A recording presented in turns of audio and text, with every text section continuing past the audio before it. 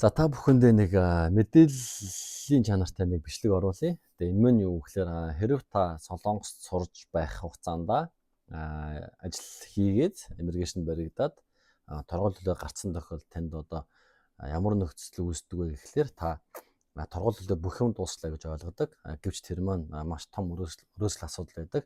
Яагаад вэ гэхээр хэрв та баригдаад иммиграшн баригдсан л бол тань дээр маш том хард харуулсан байдаг. Тэрийг хүмүүс ерөөхдөө мэддэггүй. Яагаад вэ гэхээр та хард харуулсан учраас таны нэр дээр болон хаягн дээр хин нэгний та урилгаар оруулах, заамуур цаашлаад эхнэр нөхөр хүүхдээ дагалдангаар авахд танд маш том асуудал үүснэ. Ерөөхдөө бол виз нь гарахгүй, дагалдангаар авч чадахгүй нөхцөлд орно гэдгийг нийт одоо оюутангууд маань ерөөхдөө бол эртнээс ер нь сайн ойлгож явах хэрэгтэй шүү. Яагаад вэ гэхээр та ажил оюутан байж байгаад хэн нэгнийгээ дагалдангаар авах, эхнэр нөхөр хүүхдээ дагалдангаар авна.